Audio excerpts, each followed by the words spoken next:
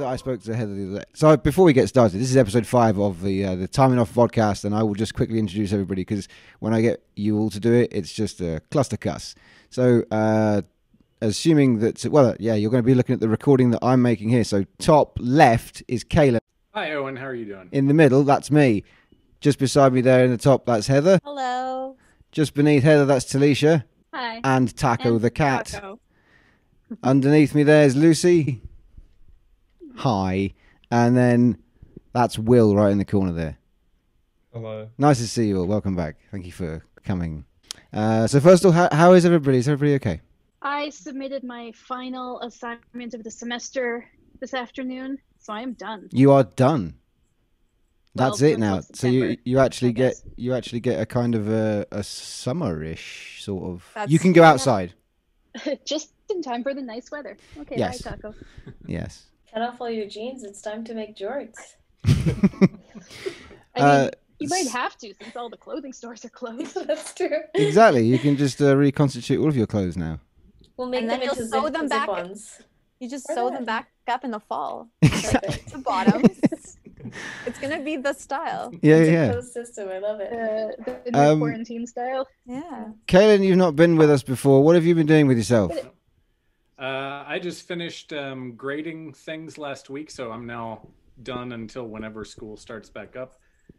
Trying to read a bunch of books, failing at that, and then doing all the basic, baking, cooking, lying on my floor, staring at the ceiling while I smoke a cigarette and the doors play in the background. Okay, I haven't done that yet, which I suppose is probably good. I've got a month before that starts to kick in. Oh, nice. Yeah. So congratulations, that's good. I'm ahead of the curve, Exactly. Well, congratulations on getting everything done and handed in and stuff. That's nice.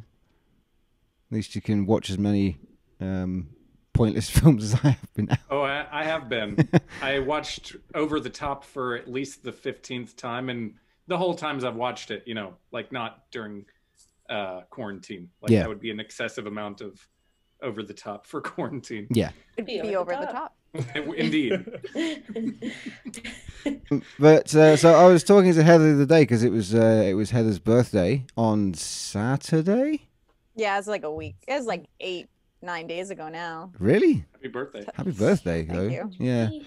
And at the time, I think I had just watched Style Wars, the Tony Silver documentary. And when I texted Talicia and Lucy earlier on, they misread it and thought I'd said Star Wars, which I have not been watching. Some of us have been using I this read time to Style Wars. unlearn how to read. Yeah, Talicia knows how to read still. Must be nice. Up until this afternoon, I was still having to do a lot of reading for class. Talicia, I still have to do reading for work. you have got so much unlearning to do. Yeah. But who's actually seen Style Wars other than Talicia? Sorry, not other than Heather. Yeah, I love it. You love it. Yeah, I used to watch it all the time when I ran a video store. Yeah. Because it's just a really cool documentary. Street culture Yes. in New York in the early 80s. Yeah, so as Heather says, it's an examination of hip-hop culture and its American roots, and produced in collaboration with renowned photographer and videographer of hip-hop culture, Henry Chalfant, as well. And what the film shows us is a broad range of young artists trying to find ways to express themselves through graffiti and other means, and doing so in the face of strict opposition from the likes of New York City Mayor Ed Koch, who saw the artists' work as little more than costly vandalism. And given that the city of New York was also combating that form of expression in various ways, like large-scale cleanup operations on a daily basis, a lot of the work would only have a very short lifespan. So there's also a wonderfully ephemeral nature to it, as though each mural has a brief citywide exhibition on the side of a moving train before it gets removed and replaced by something else. And in that sense, the film really illustrates graffiti art as a guerrilla art form. While the film is certainly not an unbiased reflection of a very important time in the history of hip-hop culture, it does present us with a range of views surrounding the subject, from the various graffiti crews themselves to police officers, art critics and subway maintenance officers, as well as commuters and interviews with people on the street. So overall, the film isn't just an expose of a movement in art and street culture. It's also a very beautiful time capsule of a city in perpetual motion and transition. So it feels like a quintessential document of New York at a very pivotal cultural moment. But as well as all of that, as well as capturing the densely artistic and creative elements of hip-hop as an emerging form of expression, the film itself is a fiercely artistic examination of New York as a kind of epicenter of cross-cultural pollination and the massively influential artists that arose during that period of time. Graffiti artists like Crash, Case 2, Dondi and Dez, breakdancers like Crazy Legs and Frosty Freeze, as well as an incredible soundtrack with tracks from Rammellzee and K-Rob, Treacherous 3, Grandmaster Flash, the Sugar Hill Gang, Trouble Funk, and just loads more. This is also a film you can find on Kanopy, so if you do decide to do that, you will also find a few other films on the subject of graffiti and street art featuring artists like Banksy and Basquiat. There's also Les Blanc's Batman Alley about graffiti in Sao Paulo and Brazil. Films about boxcar graffiti, indigenous graffiti artists. There's a whole list of things to work your way through if you so desire, which is fantastic. Dare I say it, though, the film is an indispensable masterpiece. I'm sort of constructing my own film watch list here that seems to have nothing to do with anybody else. But, you know, I've got to keep myself entertained somehow. Yeah, no. Has anybody watched anything particularly interesting in the last week or so? Yeah, it's been about a full week since we last spoke, actually. Will has. Oh, yes. Will's watched one of my favorite movies that has... Is it really one of your favorites? I love it so much, and it's long been derided as the worst movie ever made, which is a complete utter travesty. Yeah, I know. It's not even like it's good. I don't see... You know what? I'd love to know what it is. Really? Because actually we're going to talk about it. We're going to talk around it. You're just not going to... Yeah, no.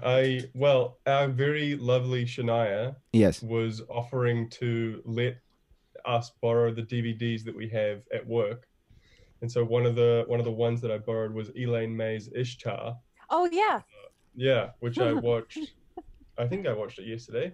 Okay. It's like brilliant. I don't know, like it's just like hilarious and like the perfect satire of like American politics while also being just like profoundly charming. It's great. What is it about? It's about Warren Beatty and what's that guy's name? Dustin Hoffman. Okay. Who are two of maybe the worst songwriters you've ever heard, and they get offered a job to go sing in Morocco or something, and then they get like wrapped up in this weird CIA conspiracy about the Middle East, and it's just like madness, but it's great. Okay.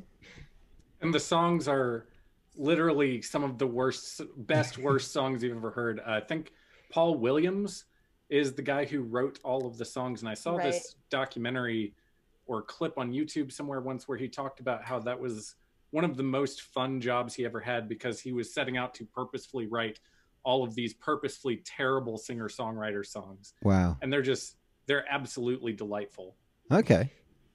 Ishtar, you say? Ishtar. Yeah. Ishtar. It's on the list. It's pretty good. Going to write it down left-handed, so I won't be able to read it later. Yep. Just a scribble. And it's great, too, because they, she basically takes, I guess, what the public personas of Warren Beatty and Dustin Hoffman had been, and then flips them around. So at the beginning, Warren Beatty's like this really nebbish, uncool guy, and Dustin Hoffman's like this womanizer who's too cool and all that. And it's a really funny role reversal, and they play off of each other so well. And that's before you get into any of the weird like Raiders of the Lost Ark prophecy CIA plot with Charles Grodin in it. Yeah, wow. I found like the most memorable thing about that movie to me is just their like friend charisma in the movie. Like they're just really delightful to watch. They're having a lot of fun acting together. Okay. Is there anything apart from watching films? We can come back to that if anyone's watched anything that's particularly life changing, etc.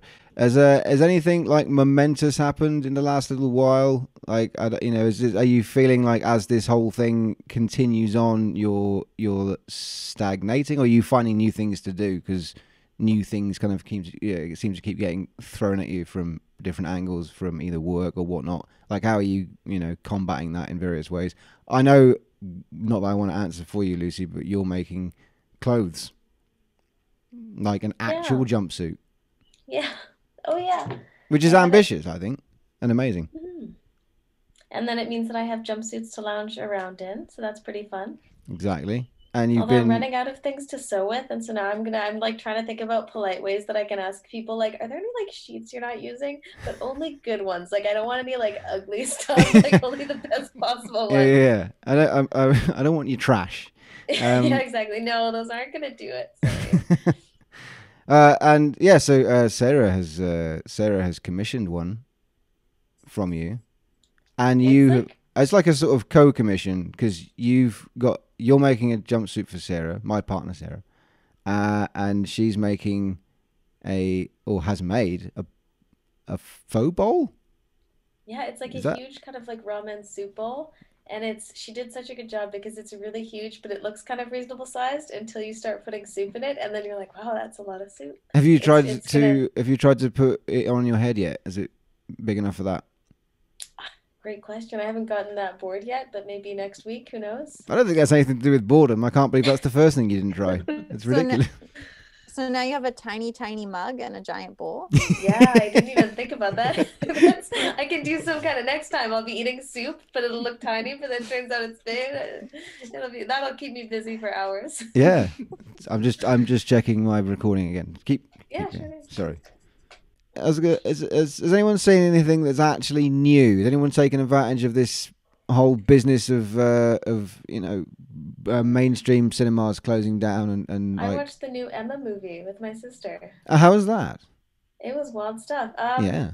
Parts of it were really bad, but it was like overall a really enjoyable watch and just like, yeah, sure, why not?